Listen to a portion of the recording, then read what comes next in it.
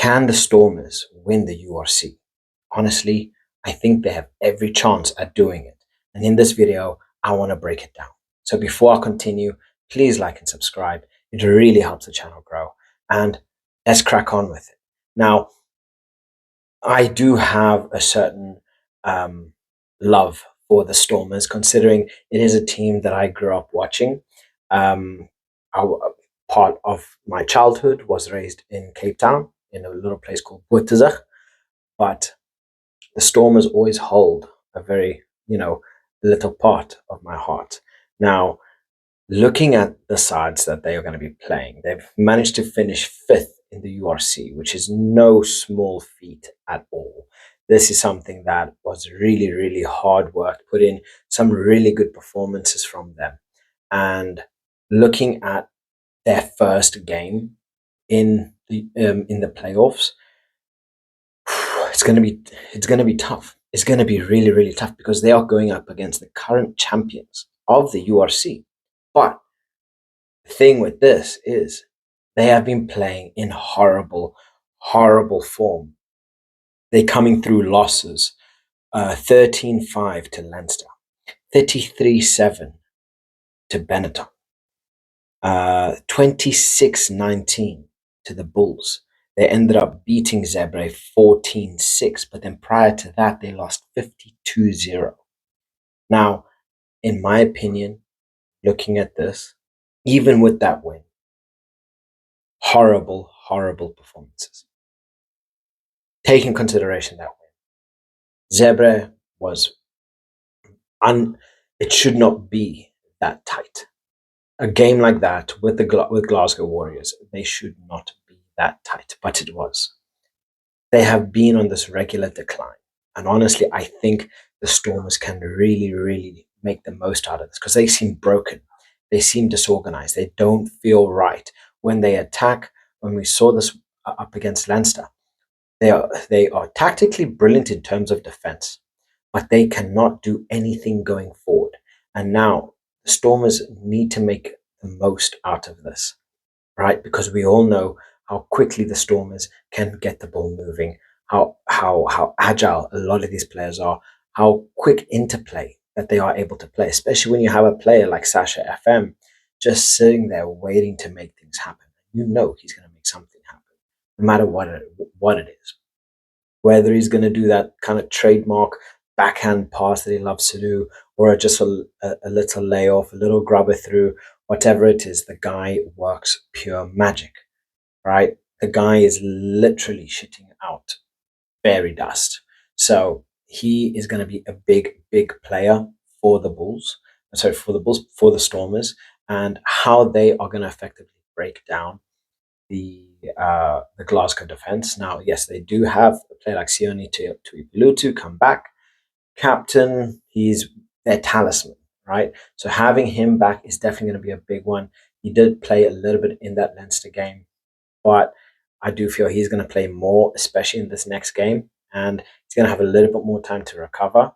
But is that enough to stop a Stormers side that has just been destroying people and really putting in major performances? I mean, we take a look. They beat Cardiff 33-24. They beat the Dragons 48-12. They beat Benetton 56-5. The team that beat the team that beat Glasgow 33-7 lost to the Bulls 56-5. And then they ended up beating Connacht 34-29. 4 game on the trot, putting in over 30 points apiece. They are attacking like monsters, right? When you have a player like Evan Ruas, who's just been playing absolutely phenomenal, the guy, he's everywhere. I'm surprised he was shunned by Rassi, which I'm not entirely sure as to why. Maybe it's a personality issue. It's difficult to say because you're looking at performance. The guy is phenomenal. He's so quick at the breakdown. He's so aggressive. He's just very good.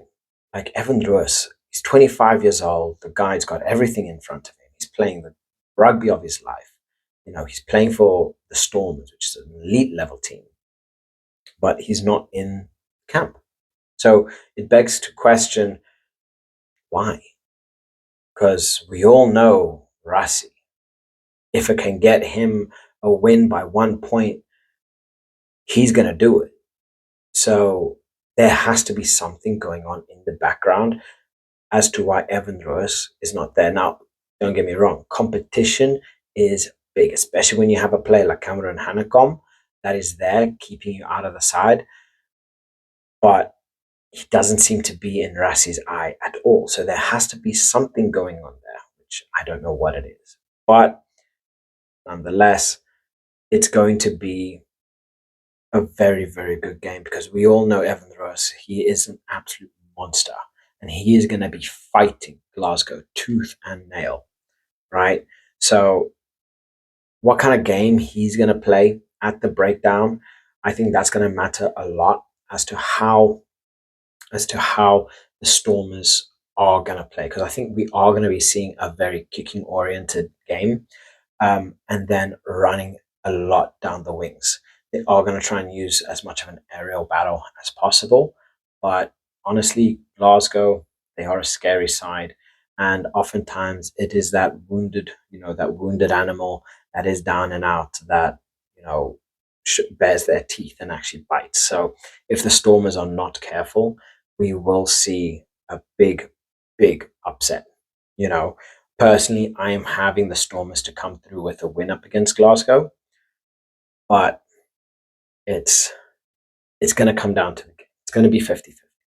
What side, what Glasgow is going to come out? What are they going to say to each other? Are they going to be coming in redlining, revved up, and ready to put in a proper performance? Because they're going to need that up against the Stormers. And the Stormers are just coming in with with brilliant confidence, motivation. They've got everything on their side. I mean, when you have players like Frans Malherbe, um, you have players like Ruben van Heerden and Salman Murat. I mean, Salman Murat is he himself is an absolute beast. And then on top of that, you got Warwick Galant. Warwick Galant can easily manhandle a lot of these Glasgow players, like quite easily. On his day, he will happily step you, and then it's bye bye. There's no, there's no here, there, or anywhere. It's bye bye. You know, you look at their fly halves. You got the likes of Sash. You got the likes of Mani Libok. It's ridiculous. It is absolutely ridiculous. Like how are they going to keep up with that pressure of the Stormers? Hudsenberg, he just banged himself man of the match. The guy is playing absolutely phenomenally, and the guy is just really getting better. He's got such a high ceiling, and he's just getting better. How do you stop? I don't know. I really don't know.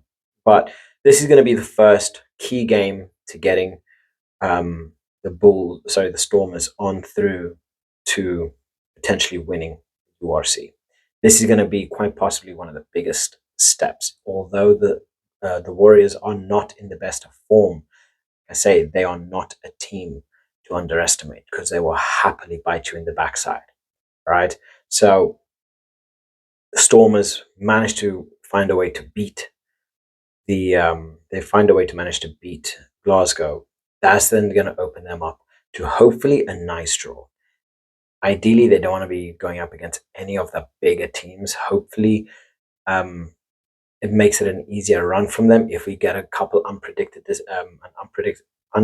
results through the games. But personally, the Bulls, in my opinion, are quite possibly the favourites to win the URC right now over Glasgow, over Leinster, over the Sharks. I love seeing so many SA teams in the playoffs. It is absolutely beautiful to see. But unfortunately, there can only be one winner, right? And for me, it is really difficult because honestly, performance, looking at it from a fan's point of view, I feel the Bulls are the favourites. Growing up, I've supported the Sharks, but in my youth, living in Cape Town, you would go to the Stormers matches.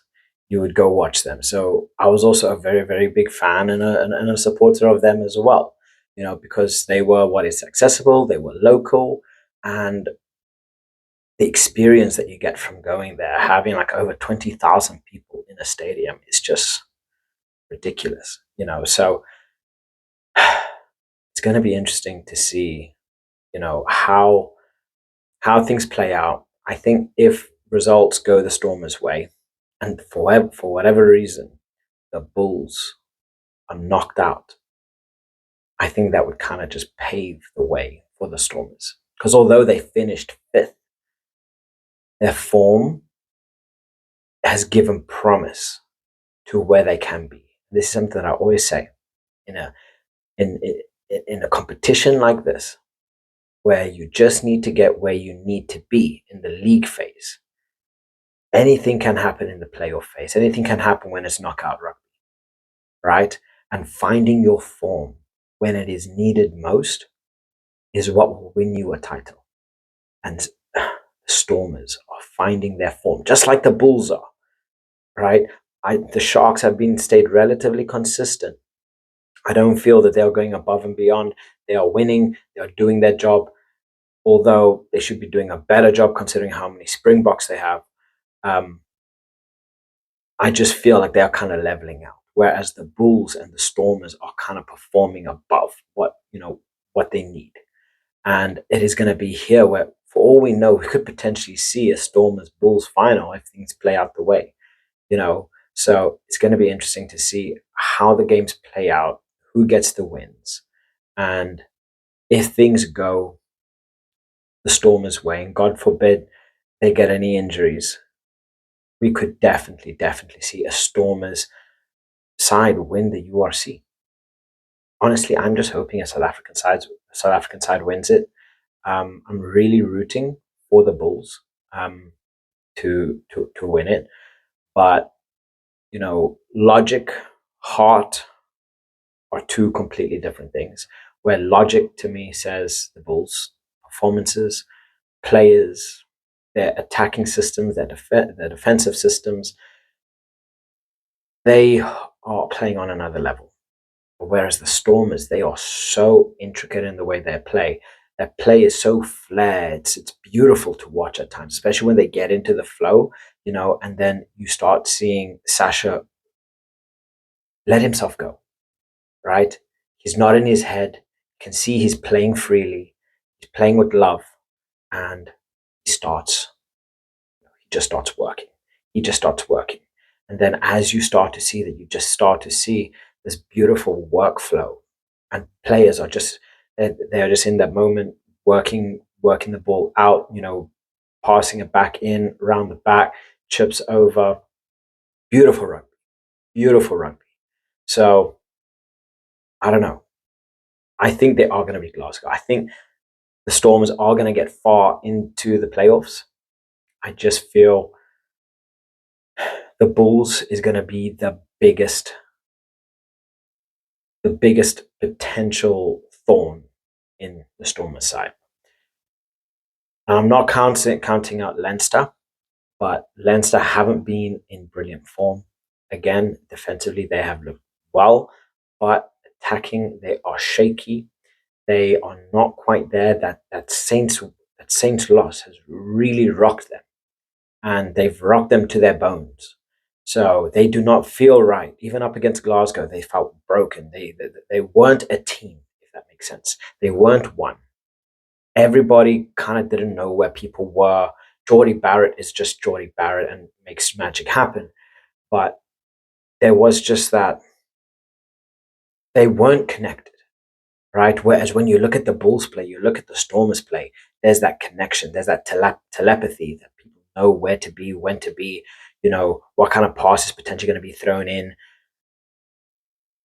It's from that consistent playing together, right? Where I just feel Leinster and Glasgow just don't have that right now, which I think is going to be a big hindrance to them in the Champions Cup.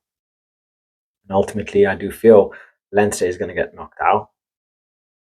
And I don't know. I think heads will probably fly when he does. But Let's hope for an SA win. And I'm going to get a lot of hate for that. Don't get me wrong. I'm a massive Leinster fan. I'm a massive Glasgow fan. But I'm an even bigger South Africa fan, right? I want to see a South African side win. Yes, that does not necessarily make me biased to the fact, but makes me hopeful of the South African side to win, right? So I want to hear what you guys think in the comment section below. Please like and subscribe. It really does help my channel grow. And I'll catch you guys in the next one. Bye.